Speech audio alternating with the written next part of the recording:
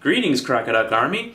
While there was of course a lot of unity in the hours after the Paris attacks, it didn't take long for that to devolve into some of the ugliest bickering I've seen in quite some time, with battle lines being drawn all over the place.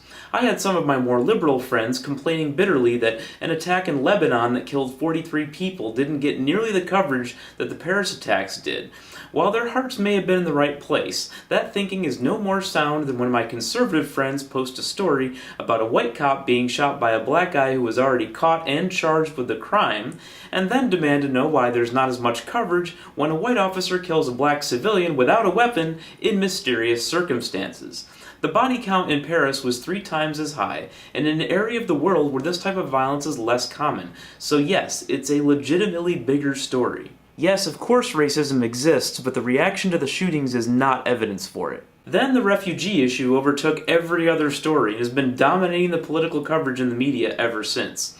Many governors in the US, including nearly all Republican governors, have said that they do not want to accept any refugees in their state. This of course means nothing, because states have exactly zero say on this matter.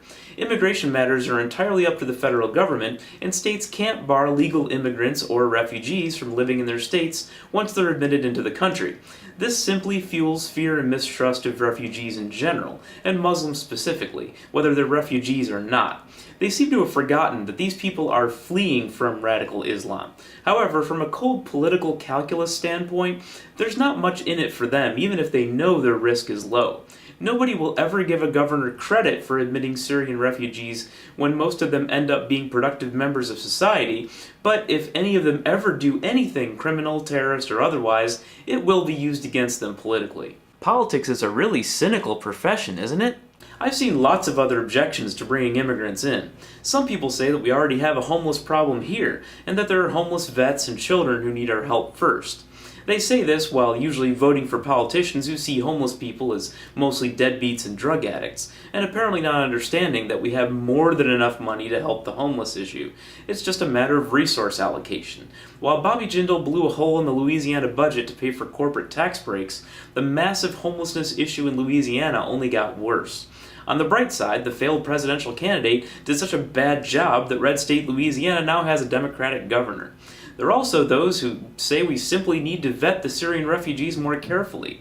I'm actually fine with this as a general principle, but this tends to mean in practice that they want to seem like humanitarians while at the same time wanting a religious litmus test so that only Christians can immigrate. Or we can make all Muslims wear badges like Donald Trump suggests. Now everyone on the internet thinks that they know the risk that refugees would pose to the country. We have a couple million Muslims here already, and have for decades, but a very small percentage of the 16,000 or so homicides per year are committed by them. If you bring in 30,000 refugees, it makes sense that 2 of them will be murderers. In fact, of the next 30,000 babies born, chances are 2 of them will be murderers. I live near DC and travel around the world for both work and pleasure, including the Middle East every once in a while, and I spend between 1 and 2% of every year above 30,000 feet on a plane. Of course I'm concerned about the spread of radical Islam too, but fear isn't going to send me into my own shell. Meanwhile, I hear from people in small-town USA who are worried that their local Olive Garden could be the next target. Oh, and don't bother with the bowl of possibly poisonous M&Ms argument. If it's nonsense for men to be compared to M&Ms, then it's nonsense for Muslims too. I've seen plenty of discussions of it in atheist circles too, with some throwing in their lot with conservative evangelicals and wanting to keep them all out. Usually the argument ends with someone being accused of being PC, which basically means that they think your anti-theism should override your humanism. These are sometimes the same douchey people who cursed Islam within minutes of the attacks, and then to show their intellectual superiority, made fun of people who added a French flag to their profile pictures.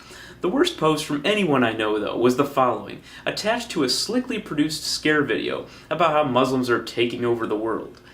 In Oslo, most rapes are committed by Muslim immigrants. Most victims are their white hostesses. Here's your refugees, you liberal illusionists. So, who was the author of this false and hateful post? Was it a skinhead, a KKK member? A devout Christian evangelical immigrant from Latin America with no sense of history at all?